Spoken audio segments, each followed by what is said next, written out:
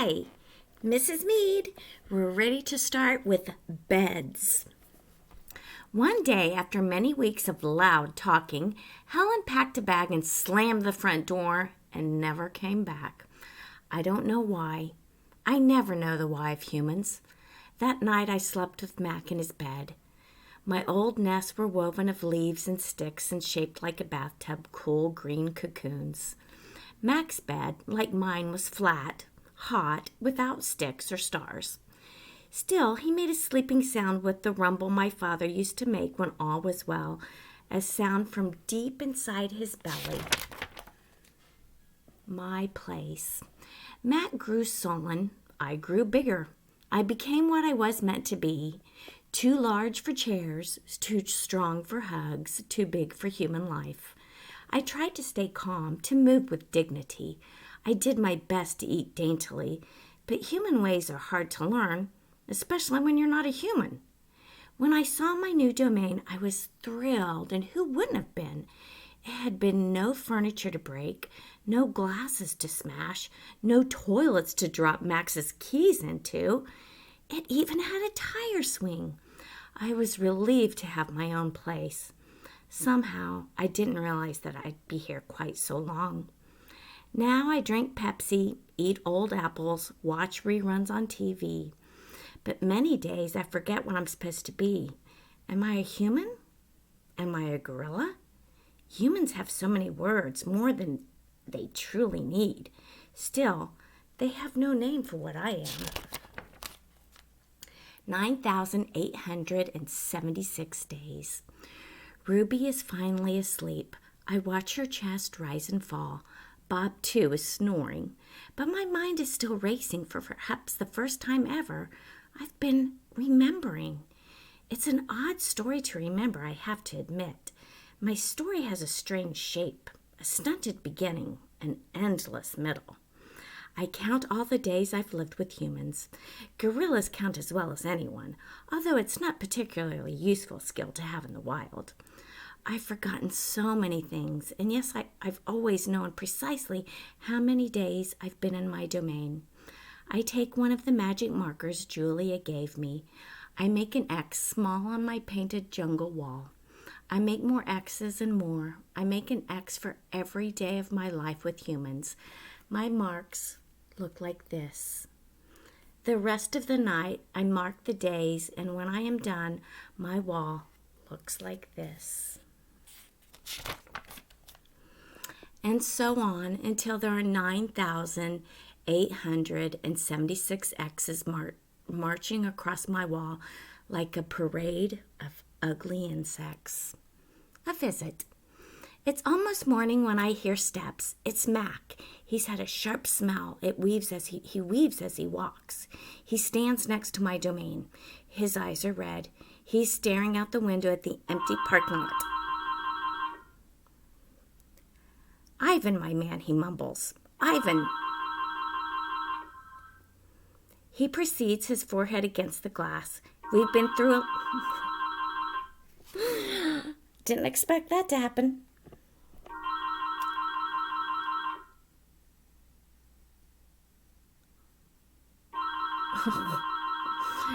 We've been through a lot, you and me.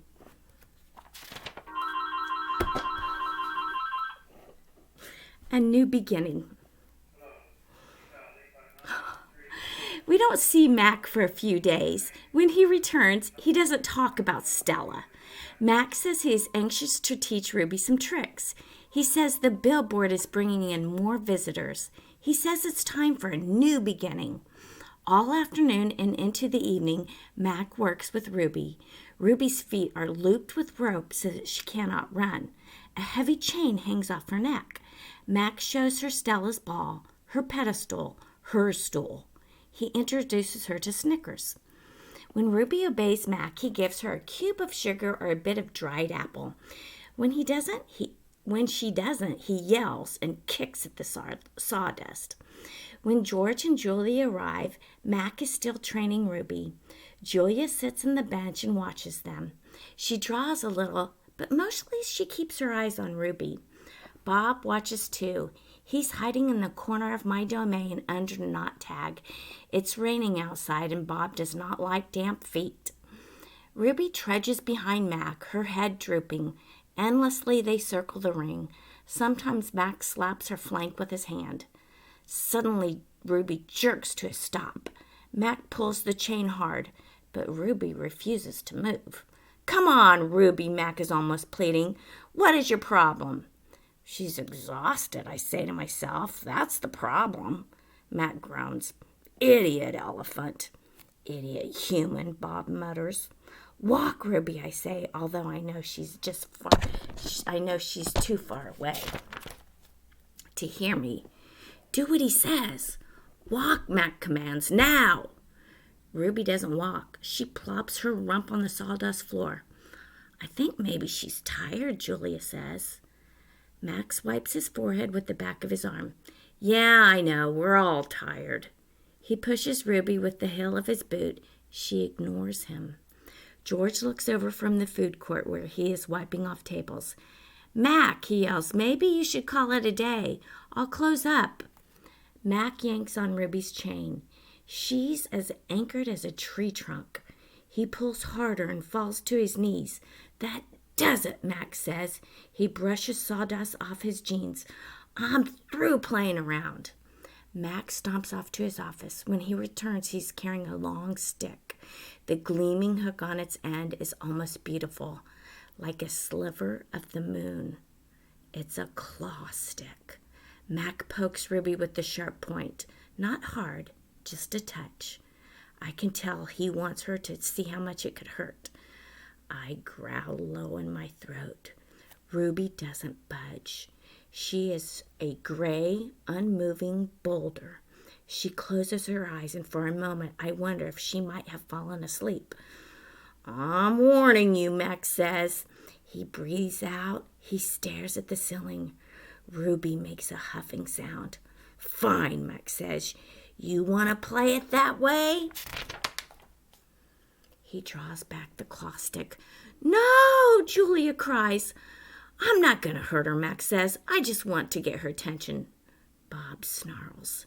Max swings. The hook slices the air just a few inches away from Ruby's head. "See how you don't want to mess with me," Max says.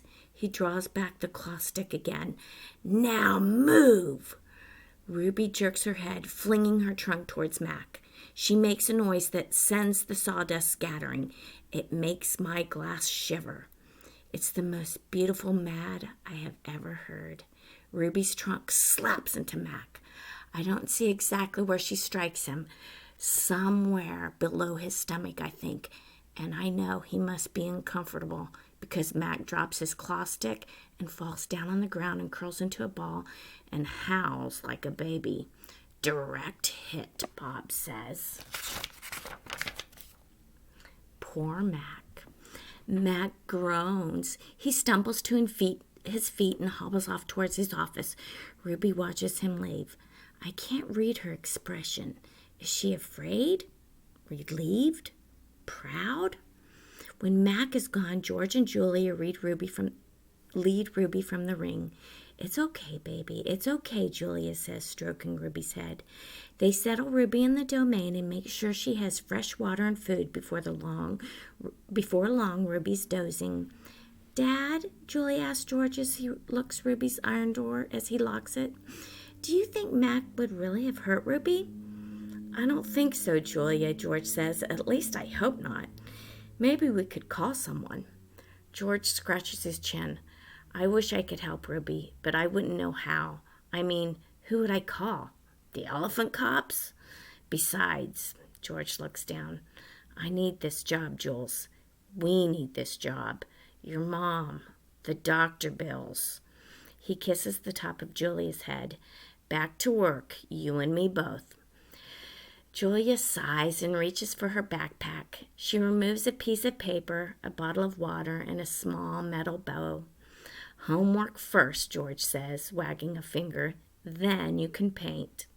"It's for art class," Julia explains. "We're doing watercolors. I'm going to paint Ruby."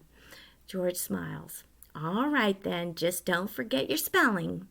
"Dad," Julia asks, Did you see Mac's face when Ruby hit him? George nods. Yes, he says solemnly. I did. He shakes his head. Poor Mac. He turns away, and only then do I hear him laughing. Colors. Julia opens the metal box. I see a row of little squares, green, blue, red, black, yellow, purple, and orange. The colors seem to glow. She pulls out a brush with a thin tuft of her tail as its end. She dips the brush in water and wets the paper, then taps it on the red square. When the brush meets the damp paper, pink petals of color unfurl like a morning flowers. I can't take my eyes off of that magical brush. For a moment, I'm not thinking about Ruby and Mac and the claw stick and Stella.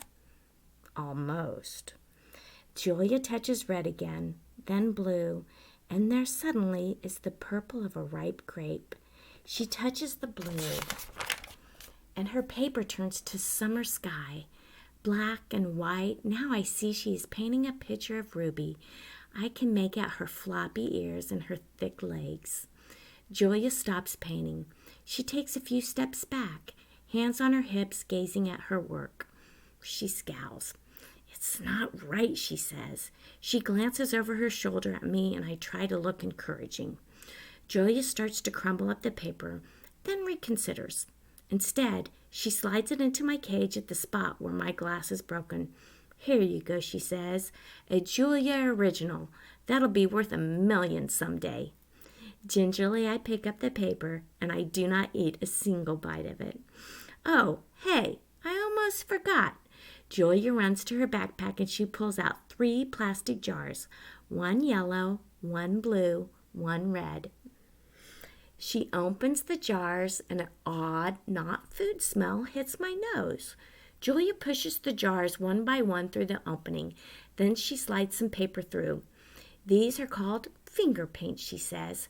My aunt gave them to me, but really, I'm too old for finger painting. I stick a finger into the red jar. The paint is thick as mud. It's cool and smooth like bananas underfoot. I pop my finger into my mouth. It's not exactly ripe mango, but it's not bad. Julia laughs. You don't eat it, you paint with it. She grabs a piece of paper and presses her fingers on it. See, like this. I place my fingers on the piece of paper. I lift it, and a red mark is there. I get a bigger glob from the pot and slap my hand down. And on the page, when I pull my hand off, it's red, and the twin stays there, and the twin stays behind. This isn't like the ghostly handprints on my glass, the ones my visitors leave behind. This handprint can't be easily wiped away.